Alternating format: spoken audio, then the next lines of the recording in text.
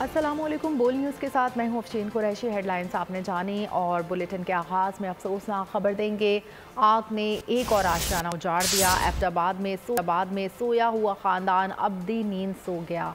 Short circuit के बाइस घर में आग लगने से झुलस कर 9 अफराद जाँ बहक हो गए। मरने वालों में 5 बच्चे भी शामिल हैं। आतिशज़दगी के बाइस लकड़ी का घर जल कर राख हो गया। मकान मुनहदम होने से लाशें दब गईं, जिन्हें रेस्क्यू वर्कर्स ने बमुश्किल निकाला। दूर दराज और पहाड़ी मुकाम होने की वजह से इमदादी कार्रवाइयों में शदीद मुश्किलात का सामना करना पड़ा। एबटाबाद में अंधुनाक वाकया, आतिशज़दगी से घर राख का ढेर। बदकिस्मत खानदान आग की नजर हो। खानदान के 9 अफराद जाँ बहक, कम सिन बच्चे भी लुकमा अजल। मकामी अफराद के मुताबिक एबटाबाद के नवाही इलाके कलंदराबाद तरहेड़ी में मकान में आग शॉर्ट सर्किट के बाइस लगी। लकड़ी का घर होने के बाइस आग तेजी से फैली और घर के सोए हुए अफराद को संभलने का मौका न मिला। आन की आन में घर राख का ढेर हो गया। हाँ जी, बिजली तो आग लगी है रात 1 बजे जी। 9 बंदे मार गए, 6 कट सटन रहने लगे थे जी। एबटाबाद को जैसे ही कंट्रोल रूम को इत्तला मिली है तो फौरी तौर पर 5 ambulances, 2 fire vehicle, 1 rescue vehicle और 30 से 40 का स्टाफ हमने मूव किया और लोकेशन पे पहुंचे और लोकेशन पे पहुंचकर search and rescue operation start किया और अल्हम्दुलिल्लाह अभी तक सारी डेड बॉडीज जो हैं वो हमने निकाल ली। 5 बच्चों समेत 4 बालिग अफराद मौत के मुंह में चले गए। रास्ता दुश्वार होने के बाइस रेस्क्यू गाड़ियां मौके पर न पहुंच सकीं। मकान मुनहदिम होने से दबी लाशों को रेस्क्यू किया गया। इसी पर बात करने के लिए हमने राब्ता किया है बोल न्यूज़ के नुमाइंदे एबटाबाद से अब्दुल वासिक खान से। अब्दुल वासिक खान, बताइएगा कि क्या तमाम अफराद को मलबे तले निकाल लिया गया है? जी, अगर एबटाबाद के नुवाई इलाके त्रेड़ी में आतिशज़दगी के वाक़े की बात की जाए तो एक ही ख़ानदान के जो है 9 अफराद लुग़्मा अजल बन चुके हैं और जो इस वाक़े में 9 अफराद थे उन तमाम को मकामी अफराद और बाद में रेस्क्यू एहलकारों की मदद से रेस्क्यू कर लिया गया, उनको निकाल लिया गया, लाशों को निकाल लिया गया है। जी ठीक है, बहुत शुक्रिया। अब्दुल वासिक खान, ये भी बताइएगा कि क्या इन तमाम लाशों में जितने अफराद थे उनकी शनाख्त हो सकी है?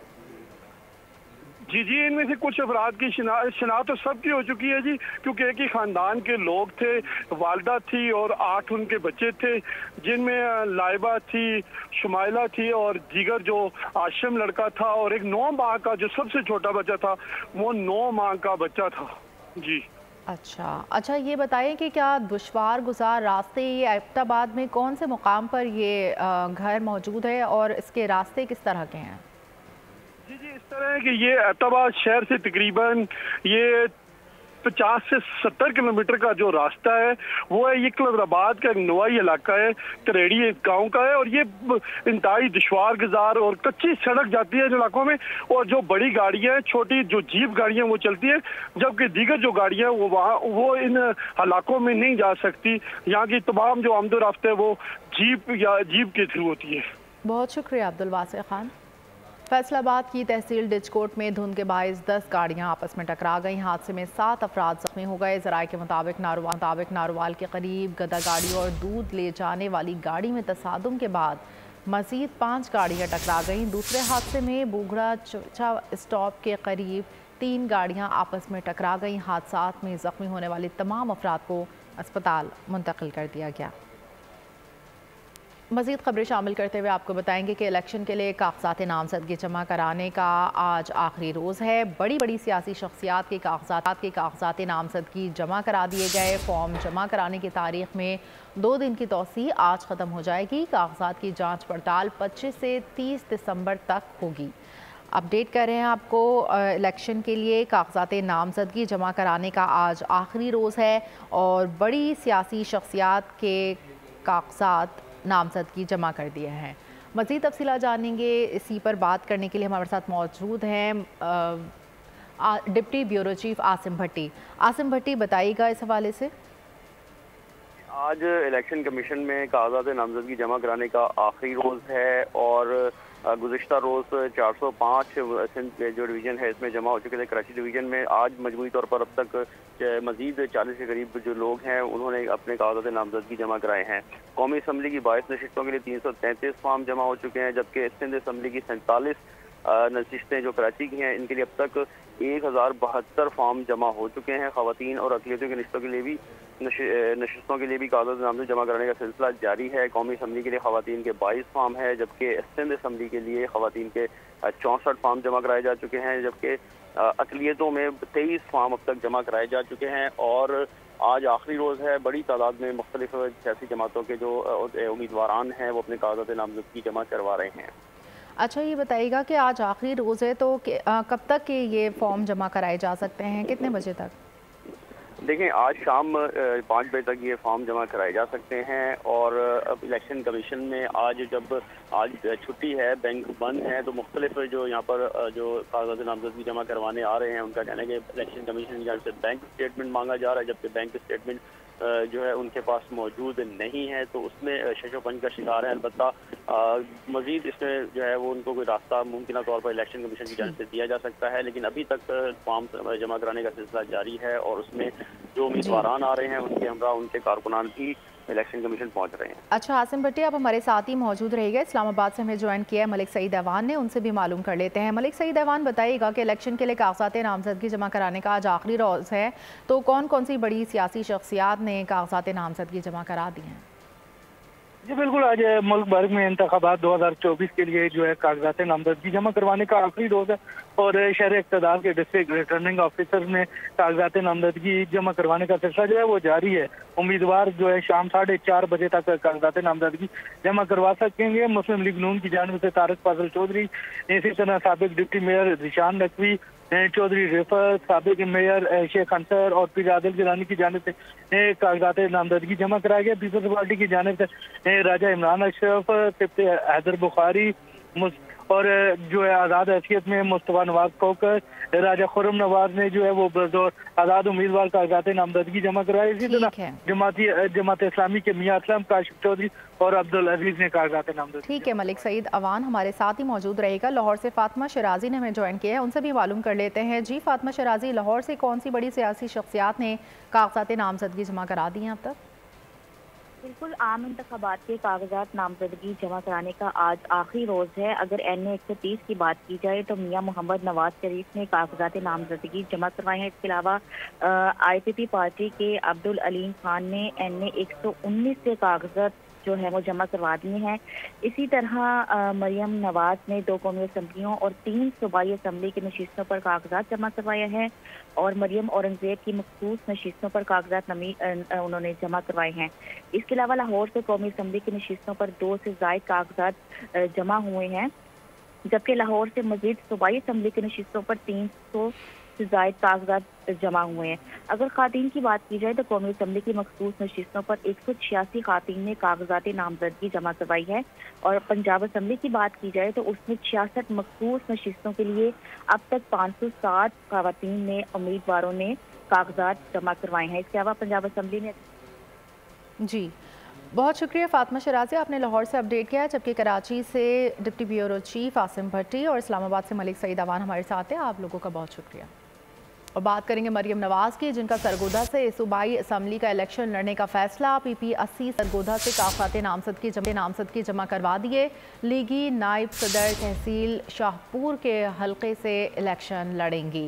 आपको अपडेट कर रहे हैं यहाँ पर मरियम नवाज के हवाले से, जो सरगोधा से सूबाई असम्बली का इलेक्शन लड़ने का फैसला किया है। PP 80 सरगोधा से कागजात नामजदगी जमा करवा दिए हैं। लीगी नायब सदर तहसील शाहपुर के हल्के से इलेक्शन लड़ेंगी। मरियम नवाज का सरगोधा से सूबाई असम्बली का इलेक्शन लड़ने का फैसला। PP 80 सरगोधा से कागजात नामजदगी जमा करवा दिए हैं। लीगी नायब सदर तहसील शाहपुर के हल्के से इलेक्शन लड़ेंगी।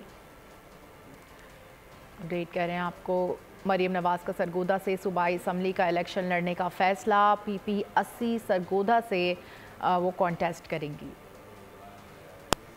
पेशावर में आम इंतखाबात के लिए कागजात नामजदगी वसूल करने और जमा करवाने का सिलसिला आखिरी रोज़ भी जारी है। अब तक पेशावर के 5 कौमी असम्बली की नशस्तों के लिए 241 कागजात वसूल जबकि 55 जमा किए जा चुके हैं। सूबाई असम्बली के लिए 708 कागजात वसूल और 167 जमा किए जा चुके हैं। अपडेट कर रहे हैं आपको पेशावर से, जहां 5 कौमी असम्बली की नशस्तों पर और सूबाई असम्बली के लिए 708 कागजात वसूल और 167 जमा कराए जा चुके हैं। मज़ीद बता रहे हैं पेशावर से बोल न्यूज़ के नुमाइंदे नवाब शेर।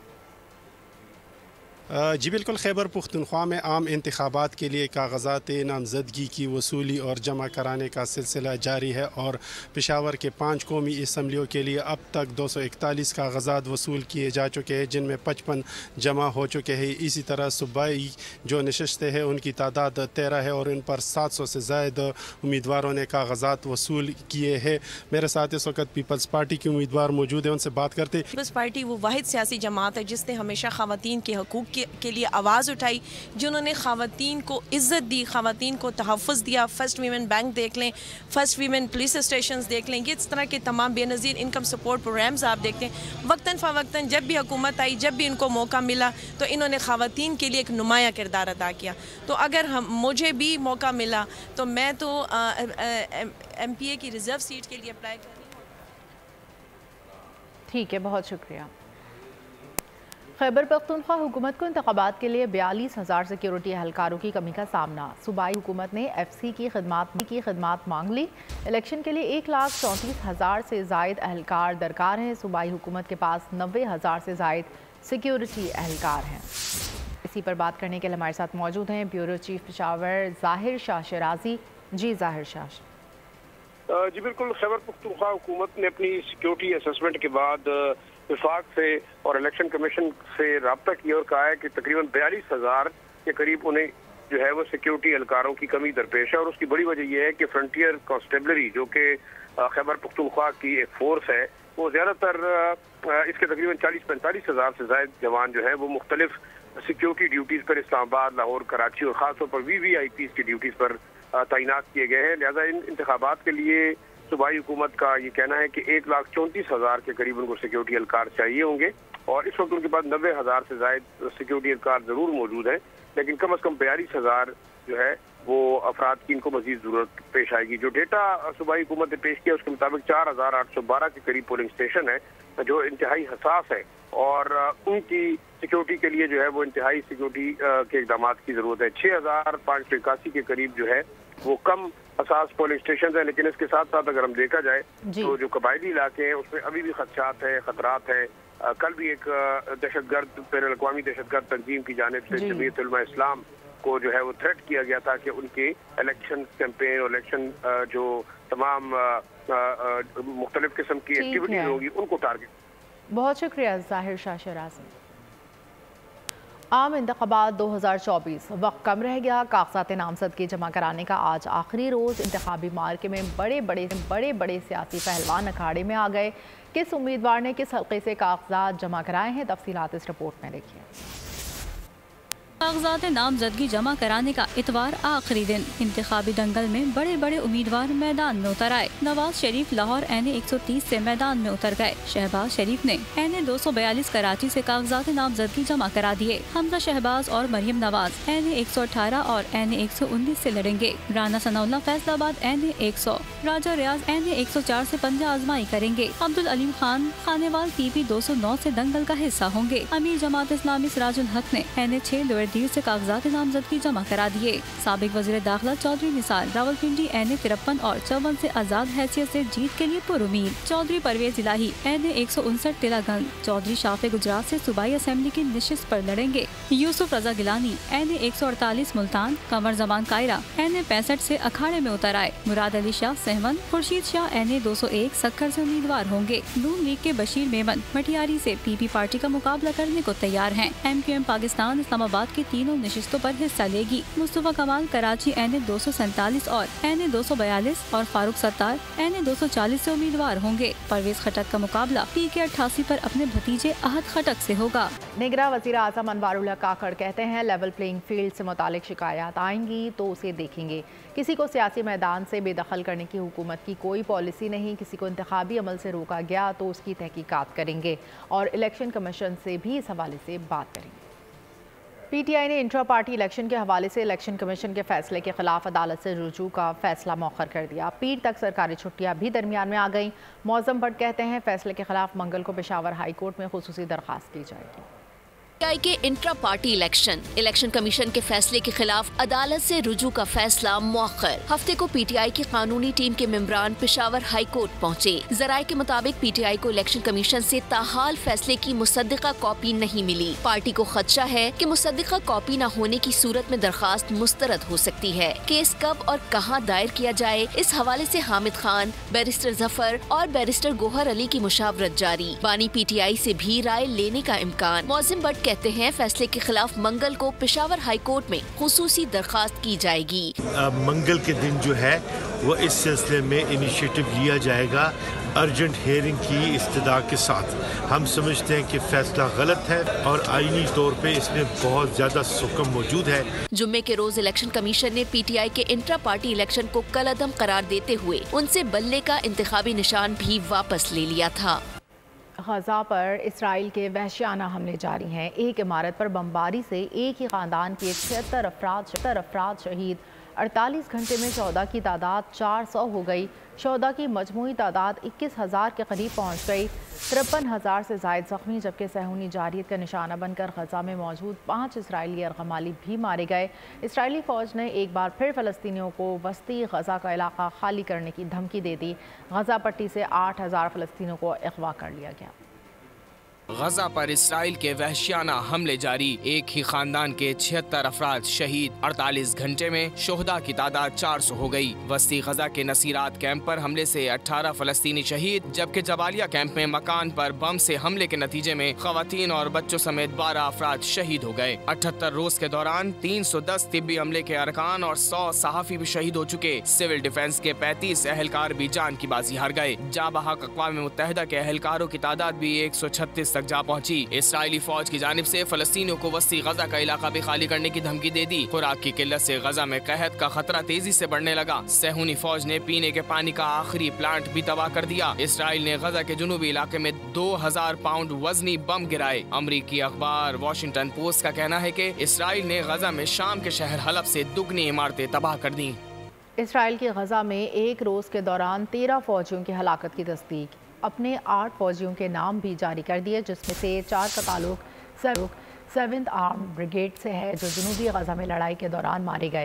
ताज़ा कार्रवाई में मजीद 5 हलाक और 5 ज़ख्मी हो गए। 7 अक्टूबर से अब तक गजा में ज़मीनी ऑपरेशन में हलाक इसराइली फ़ौजियों की तादाद 152 हो गई, जबकि दर्जनों इसराइली फ़ौजी गाड़ियाँ, टैंक और बुलडोज़र तबाह किए जा चुके हैं।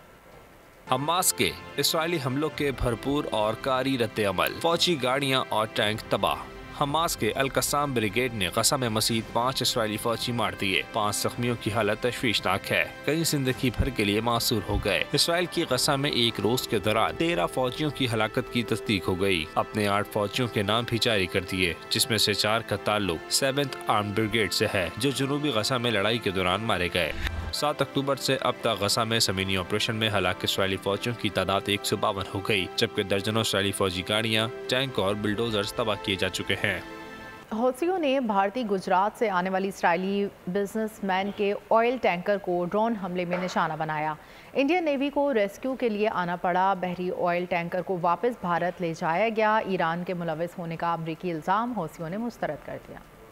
साहिली इलाके में इसराइली बहरी जहाज पर ड्रोन हमला। हौसियों की औकाबी नजर भारत से इसराइल जाने वाले ऑयल टैंकर जहाज को गुजरात के समंदर से बोहरा अहमर में दाखिल होते ही निशाना बना दिया। अमेरिका के मुताबिक MV साई बाबा नामी भारतीय परचम बरदार ऑयल टैंकर को ड्रोन से निशाना बनाया गया। हमला होने पर बहरी जहाज ने अमरीकी जंगी बहरी बेड़े को मदद की कॉल की। जहाज को गुजरात के करीब पोरबंदर के करीब निशाना बनाया गया। ये जहाज इसराइली बिजनेसमैन की मिल्कियत था। यमन की सरहद धंसे अमरीकी बहरी बेड़े US लाहौर पर भी ड्रोन हमले किए गए। अमरीकी डिस्ट्रॉयर ने दावा किया है कि उसने हौसियों के 4 हमले नाकाम बनाए हैं। बोहरा अहमर हमलों में ईरान के मुलविस होने का अमरीकी इल्जाम हौसियों ने मुस्तरद कर दिया है। FIA cyber crime circle Rawalpindi की बड़ी कार्रवाई। जिनसी हरासानी और ब्लैकमेलिंग में मुलविस शरीक मुलजिम गिरफ्तार। मुलजिम ने YouTube चैनल पर मुतासरा खातून को जिनसी तौर पर हरासा किया। मुलजिम जाहिद खान मुतासरा खातून को ब्लैकमेल करने में भी मुलविस था। मुलजिम दीगर साथियों के साथ खवातीन को दोस्ती के लिए मजबूर करता था। इस पर मज़ीद बात करेंगे। बोल न्यूज़ के नुमाइंदे आपको अपडेट कर रहे हैं। FIA cyber crime circle Rawalpindi की बड़ी कार्रवाई। जिनसी हरासानी और ब्लैकमेलिंग में मुलविस शरीक मुलजिम गिरफ्तार। मुलजिम ने YouTube चैनल पर मुतासरा खातून को जिनसी तौर पर हरासा किया। महंगाई के वार जारी। इस्लामाबाद के इतवार बाज़ारों में प्याज 184, टमाटर 110, लहसुन 480 में फ़रोख्त हो रहा है। क्या सूरत हाल है महंगाई की? आम मार्केट से क्या कम और क्या ज़्यादा में दस्तयाब है, बताएंगी माहपारा जमान। जी माहपारा। जी बिल्कुल, इस वक्त मैं इस्लामाबाद के इतवार बाज़ार में मौजूद हूँ, जहाँ लोगों का एक रश हमें दिखाई दे रहा है, जो कि जिनका कहना है कि हम यहाँ पे पूरा हफ्ता इंतज़ार करते हैं कि इतवार आएगा तो हम सस्ती चीज़ें ख़रीदेंगे। अगर आम मार्केट के रेट्स की बात की जाए और यहाँ के रेट्स की बात की जाए तो काफ़ी ज़्यादा फ़र्क तो हमें दिखाई नहीं दिया। तो इसी तरह मेरे साथ एक शहरी मौजूद है, इनसे पूछते हैं कि सस्ते बाज़ार में ये आए हैं तो इनको कितना डिफरेंस मालूम हुआ यहाँ की कीमतों में? इसमें इतना फ़र्क नहीं है। पूरे हफ्ते वेट करने के बाद भी अगर सिर्फ 4 या 5 रुपए का फ़र्क है तो बंदा बाहर से ही ले ले, कि एक इंसान इतनी दूर से आए किराया लगा के। और उल्टा बल्कि मैं यही लोगों को कहूँगा कि अगर ये सस्ता होना चाहिए तो कम से कम मार्केट के रेट से 20 से 30 रुपये फ़र्क होना चाहिए। अब यहाँ मटर है आज 150 रुपये किलो है और बाहर मार्केट वाला 160 दे रहा है। तो अगर मैं वहाँ से आ रहा हूँ तो 50 रुपये तो एक साइड का किराया है, तो इससे अच्छा तो मैं 160 रुपये का मटर बाहर से ले लूँ। रेट्स में 4 या 5 रुपए का डिफरेंस है, जो कि 20 से 30 का डिफरेंस होना चाहिए। तो इस तरह ये है कि ये आने जाने में ही किराया जो है वो सारा खर्च हो जाता है और इतवार बाज़ार में हमें कोई ख़ास डिफरेंस देखने को नहीं मिला। जी बहुत शुक्रिया माहपारा। इस्लामाबाद, कश्मीर, खित्ता पोठोहार और बालाई खैबर पख्तूनख्वा में लोग हो जाए तैयार, क्योंकि बादल हैं बरसने को तैयार। मौसम भी हो जाएगा ठंडा ठार। महकमा मौसमियात ने शदीद बारिशों और बर्फबारी की पेशगोई कर दी। कराची में आइंदा 24 घंटों में और मुल्क के बेशतर इलाकों में मौसम सर्द और खुश्क, जबकि बालाई इलाकों में मतला जज़्बी बरालूद रहेगा। महकमा मौसमियात की जानिब से मज़ीद बारिश की पेशगोई। इस बार इस्लामाबाद, खित्ता पोठोहार और बालाई खैबर पख्तूनख्वा में खूब जलथल होगी, सख्त सर्दी होगी। पेशगोई के मुताबिक मुल्क के बास इलाकों में बारिश और पहाड़ों पर बर्फबारी का इम्कान है। औसत कश्मीर में बास मकामात पर बर्फबारी और बारिशें मुतवक्के हैं। त्राल, सवात, दीर, शांगला, बडगराम, कोहिस्तान, मालाकंड और एबटाबाद में बारिश, जबकि मर्दान, सवाबी, चारसदा, नौशहरा, पेशावर और डेरा इस्माइल खान में धुंध का इम्कान है। कराची में आइंदा 24 घंटों में और मुल्क के बेशतर इलाकों में मौसम सर्द और खुश्क, जबकि बालाई इलाकों में मतला जज़्बी बरालूद रहेगा। सर्दियों की आमद के साथ वादी सवात के मुख्तलिफ इलाकों में सयाहत उरूज पर पहुँच गई। पाक फौज और फ्रंटियर कोर नॉर्थ की जानिब से खुसूसी फेस्टिवल्स का इनेकाद। कल्चरल फेस्टिवल में jeep rally, cricket, volleyball, kabaddi और टग ऑफ वॉर के मुकाबले मुनक़िद हुए। गिलगित बल्तिस्तान में शदीद सर्दी की लहर बरकरार। बालाई इलाकों के पहाड़ों पर बारिश और बर्फबारी का सिलसिला जारी है। गिलगित बल्तिस्तान के मौसम के अहवाल जानते हैं बोल न्यूज़ के नुमाइंदे नदीम खान से। जी नदीम खान। जी बिल्कुल, गिलगित बल्तिस्तान के अगर आज के मौसम की बात करते हैं तो गिलगित बल्तिस्तान के मैदानी इलाकों समेत बालाई इलाकों में एक मरतबा फिर तेज सर्दी की शिद्दत में इजाफा हुआ है। यकबस्ता हवाएं चल रही है और गिलगित के जो शहरी इलाके हैं इनके पहाड़ों पे भी जो है इस वक्त गहरे बादल छाए हुए हैं और हल्की जो बर्फबारी का सिलसिला है वो भी जारी है। बालाई इलाके खुसूसन बल्तिस्तान डिवीजन, जिला गिजर, जिला हुंजा और जिला अस्तौर में वक्फे से बर्फबारी का सिलसिला जारी है और सर्दी जो है उसमें इजाफा हुआ है। यकबस्ता हवाएं चल रही हैं। महकमा मौसमियात के मुताबिक बारिश और बर्फबारी का नया सिलसिला आइंदा चंद रोज तक जारी रहेगा। अगर आज के दर्जे हरारत के खुसूसन गिलगित शहर की बात करते हैं तो यहाँ पे ज्यादा से ज्यादा 10 जबकि कम से कम 2 रहने का इम्कान है। ठीक है, बहुत शुक्रिया। सवात एक तरफ गैस की लोड शेडिंग तो दूसरी जानिब LPG की बढ़ती हुई कीमतों के बाइस लोग लकड़ियों के इस्तेमाल पर मजबूर हैं। ताहम सर्दी बढ़ते ही लकड़ी की कीमतों में भी इजाफा हुआ है। सवात में जलाने की लकड़ी की फी मन कीमत में 250 से 300 रुपये से बढ़कर 900 रुपये हो गई। मज़ीद जानते हैं नुमाइंदा बोल न्यूज़ सैयद अनवर शाह से। जी सैयद अनवर शाह। जी बिल्कुल, मुल्क में बढ़ती हुई महंगाई के बायस आजकल हर कोई परेशान है। जिस तरह दीगर अशिया की कीमतें बढ़ी है, इस तरह लकड़ी जलाने की जो लकड़ी है उसकी कीमतों में भी काफ़ी इजाफा हुआ है, जिससे लोग शदीद परेशान हैं। इस वक्त हमारे साथ गाहक मौजूद है, उनसे बात करते। अच्छा जी, आप लकड़ी ख़रीदने आए, कीमतें क्या है? आजकल तो लकड़ी बहुत महंगा है।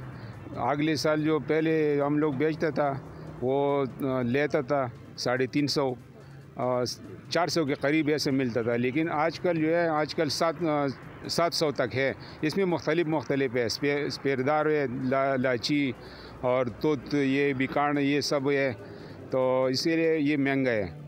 आजकल सब महंगा आते हैं और महंगा लोग बेचते हैं। कितने का तकरीबन बेचता है? ये 600 से ले तक 700 तक मन फरोख्त होते हैं।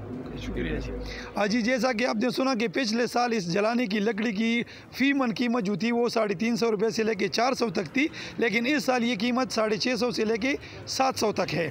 जी बहुत शुक्रिया। सर्दी का मौसम है और सक्खर के बाज़ारों में छोटे बच्चे सब्ज़ कहवा बेचते हुए नज़र आते हैं। ज़्यादातर बच्चे कोयटा समेत दीगर सर्द इलाकों से आते हैं। ब्यूरो हेड सक्खर शाहिद अली मौजूद हैं एक बच्चे के साथ जो सब्ज़ कहवा फरोख्त कर रहा है। जी शाहिद, क्या तफसील है इस हवाले से? सर्दी का मौसम जब आता है तो कुछ ऐसी अशिया भी बाज़ार में फ़रोख्त होना शुरू हो जाती हैं जो आम तौर पर गर्मी में नज़र नहीं आती। बात करें अगर सब्ज़ कहवा की तो आप देखेंगे इस थर्मास में जो है वो गर्मा गर्म सब्ज़ कहवा भरा हुआ है। ये इसके कप हैं और ये लीमू। जब सब्ज़ कहवा लीमू के साथ दिया जाता है तो मज़ा ही आ जाता है सर्दी में। सब्ज़ कहवा बेचने वाले नूरुल्लाह हमारे साथ मौजूद हैं, इनका ताल्लुक़ है शायद कोयटा से। नूरुल्लाह, ये तुम कोयटा से कब आके इधर ये सर्दियों में बेचते हो? सर्दियों में इधर बेचता है, उधर सर्दियों होता है, इधर फिर इधर बेच देता है तो आपका गुजारा जो है वो सही हो जाता है? उधर गुजारा हो जाता है, गुजारा हो जाता है। नूरुल्लाह जो है बहुत छोटा लड़का है जो कोयटा से यहाँ आकर मौसम सरमा में जो है वो ये सब्ज़ कहवा बेचता है। ये बाज़ार में जगह जगह आवाज़ लगाता है, लोगों को राग़िब करता है कि ये सब्ज़ कहवा है, सर्दी से बचाता है और लोग जो है इसका इस्तेमाल करते हैं। जी बहुत शुक्रिया। जुर्रत और बहादुरी की मिसाल सिपाही किस्मत खान शहीद। किस्मत खान शहीद मुल्क की दिफा की खातिर आखिरी गोली और खून के आखिरी कतरे तक लड़े। शहीद की बेवा, अहल खाना और दोस्तों की किस्मत खान की शहादत पर फ़ख्र है। कोई शिकायत, कोई गिला नहीं है। वो एक फरिश्ता था, हम इंसान नहीं था। लेकिन उनकी जुदाई हमसे बर्दाश्त नहीं होती। जब उनकी शहादत की पता लगी तो ये दुख था कि क्या पीछे से तो फायरिंग नहीं हुई। जब मैंने तो इसकी पिक्चर देखा तो मैं खुश हुई, अल्हम्दुलिल्लाह के एक शुक्र है कि सामने लगी है, बस दिलों की तरह नहीं। कोई शिकायत नहीं की उसने मुझसे, वो मुझसे भी राज़ी था, मैं उससे भी राज़ी था। मैंने कहा जब छुट्टी ख़त्म हो जाती जाते हो तो पीछे मुड़ कर नहीं देखते, क्यों नहीं देखते? वो कह रहा है कि हम पीछे मुड़ कर नहीं देखते। मैंने कहा इस बार देखना है, अगर तुम बहादुर हो तो पीछे देखें। जब वो जा रहे थे 2 बार उसने देखा, हंसते हुए देखा। मुझे इस बात पर फ़ख्र है कि वो शहीद हुई है। और किस्मत खान मोहन नेक था, बहुत ताबेदार किस्म का था। जब भी छुट्टी से आता था तो सब फैमिली के अलग अलग घर में जाके बाकायदा सबका हाल अहवाल पूछता था। जब भी आता था यहाँ लड़कों के साथ फ़ौज के किस्से सुनाते थे और सबको यही कहते थे कि आ जाओ, आप फ़ौज में आ जाएं, क्योंकि इस मुल्क और कौम की खिदमत हम सब पे फ़र्ज़ है। किस्मत खान हमारे लिए क्या, पूरे इस इलाके के लिए फ़ख्र है। हमारे पूरे ख़ानदान को फ़ख्र है, बल्कि पूरे इलाके को फ़ख्र है। उसकी वजह से तो हमारे बच्चों में भी ये शौक़ पैदा हो गया कि तमाम बच्चे जिनसे भी आप सुनेंगे तो वो यही बात कहेंगे कि मैं किस्मत खान की तरह सिपाही बनूंगा, उसकी तरह दुश्मन से लड़ूंगा, उसी की तरह दहशतगर्दों का मुकाबला करूंगा और खून के आखिरी कतरे तक लड़ूंगा और किस्मत खान की तरह जाम शहादत नोश करूंगा। इकट्ठे हम स्कूल जाते थे, जब फ़ौज की गाड़ियाँ जाती थी हमें शौक़ होता था कि यार हम फ़ौज में जाए। उसको शहादत नसीब हो गया। हर वक्त हम कहते थे कि इधर जाएंगे, उधर जाएंगे, यूनिट इधर जाएगी, यूनिट उधर जाएगी। उसको इन चीज़ों का कोई परवाह नहीं था कि जिधर भी मेरी यूनिट जाएगी मेरी किस्मत है, मैं इंशाल्लाह जाऊँगा, लड़ूँगा इंशाल्लाह। और बहादुरी से लड़ा है। पाक बहरिया और ओमान की रॉयल बहरिया का खलीज ओमान में 2 तरफ़ा बहरी मश्क समर अल तैयब 2023 इख्तिताम पजीर। तर्जमान पाक बहरिया के मुताबिक मश्क में दोनों बहरी अफवाज के बहरी जहाज़ों, फ़िज़ाई असासों और स्पेशल सर्विस ग्रुप्स ने शिरकत की। तर्जमान के मुताबिक मश्क में पाक बहरिया के जहाज़ PNS असलत, फास्ट अटैक क्राफ्ट PNS कुव्वत और दोनों ममालिक के हवाई असासों ने हिस्सा लिया। मश्क समर अल तैयब 2023 मुख्तलिफ नौइयत के रवायती और गैर रवायती ख़तरात से निमटने के लिए मुश्तरका ऑपरेशन पर मुश्तमिल थी। तर्जुमान ने मज़ीद कहा कि इस मश्क में शमूलियत पाक बहरिया की जानिब से इलाक़ाई इस्तेहकाम, बैनुल-अक़वामी ताउन और बहरी सलाहियतों के फ़रोग़ के लिए किए गए अज़म का मुँह बोलता सबूत है। बोल नेटवर्क के मकबूल तरीन गेम शो ऐसे चलेगा की धूम। गेम शो ऐसे चलेगा नया सीज़न शुरू हो गया। पहले ही दिन आवाम की बड़ी तादाद बोल के मकबूल तरीन गेम शो ऐसे चलेगा में शरीक। मुख्तलिफ गेम्स में हिस्सा लेने वाले बच्चों और बड़ों में इनामात भी तकसीम किए गए। गेम्स कैसे खिलाते हैं, शो कैसे चलाते हैं। बोल न्यूज का मकबूल तरीन गेम शो ऐसे चलेगा आ गया है एक बार फिर से धूम मचाने। अरे कौन, कब, कहां, कैसे?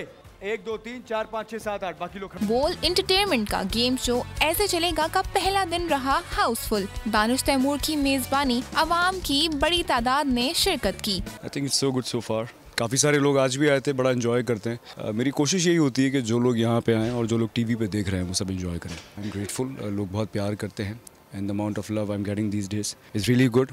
बहुत अच्छा लगता है, लेकिन मेरी कोशिश यही होती है कि यहाँ जो आए यहाँ से वो खाली हाथ ना जाए, कुछ ना कुछ जीत के जाए। मुख्तलिफ सेगमेंट्स में बच्चों और बड़ों के मुनफरिद और दिलचस्प मुकाबले देखने वालों की तवज्जो का खास मरकज रहे। मैं बहुत खुश हूँ और मैं दुआ है कि ये प्रोग्राम और मजीद इसी तरह बेहतर से बेहतर की तरफ जाए। बोल का बहुत शुक्रिया। गेम खेल के बहुत अच्छा लगा, बहुत मज़ा आया और गेम शो ऐसे चलेगा और ऐसे ही चलता रहेगा इंशाल्लाह, यही उम्मीद है। दानिश तैमूर की बेहतरीन जुमलेबाजी और इनामात की बरसात ने शो को 4 चांद लगा दिए। ज़बरदस्त शो है जो गेम शो ऐसे चलेगा और बोल चैनल की जितनी तारीफ़ की जाए उतनी कम है। माशाल्लाह इतना एंजॉय करा मैंने आज इस शो को। यहाँ आके बहुत अच्छा लगा, एक नया एक्सपीरियंस था। हमेशा घर बैठ के देखते थे, आज यहाँ आके बहुत एंजॉय किया। बोल चैनल के गेम शो में जो है ना हमने जीता है, LED मिली है। माशाल्लाह बहुत अच्छा शो है, बहुत अच्छा प्रोग्राम है। गेम शो में शिरकत करने वालों ने टीम बोल के लिए नेक तमन्नाओं का इजहार करते हुए कहा कि बोल के गेम शो में शामिल होकर खूब एंजॉय किया। कैमरामैन अमजद शाह के हमरा सनारफ बोल न्यूज कराची। 4 दहाइयों तक कह के बिखेरने वाले हर दिल अजीज फनकार मोइन अख्तर से मोहब्बत करने वाले मद्दाह उनकी 73वीं सालगिरह मना रहे हैं। मोइन अख्तर ने अपनी वर्सटाइल परफॉर्मेंस से नाज़रीन के जहनों पर अनमिट नक्कूश छोड़े।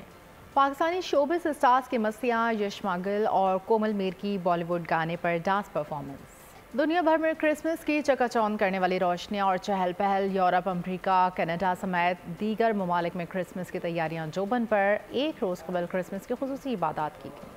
रंगों की बहारें, खुशियों की सौगात, क्रिसमस की तैयारियां उरूज पर। जर्मनी के दीगर शहरों की तरह फ्रैंकफर्ट में भी रंगारंग क्रिसमस मार्केटें लगाई गईं। लोग क्रिसमस की तैयारियों में मसरूफ हैं। सयाहों की भी रौनकें। ऑस्ट्रिया के दारुल हुकूमत वियना में पर्पल शिप एसोसिएशन के जेर एहतमाम क्रिसमस की शानदार तकरीब का एहतमाम किया गया। मसीही बरादरी ने बड़ी तादाद में इकट्ठे होकर क्रिसमस की इबादत की। मुख्तलिफ मजाहिब की कम्युनिटीज की अहम शख्सियात और दीगर मजाहिब के अरकान भी शरीक हुए। तंजीम के सदर रोश अल-यारी ने कहा कि क्रिसमस इत्तेहाद और यगानत की अलामत है। दुनिया के दीगर मुमालिक में भी क्रिसमस से एक रोज कबल खुसूसी इबादत की गयी। और इसी के साथ बोल न्यूज से फिलहाल इतना ही। मज़ीद खबरों और अपडेट्स के लिए आप विजिट कर सकते हैं हमारी वेबसाइट bolnews.com। देखते रहिए बोल।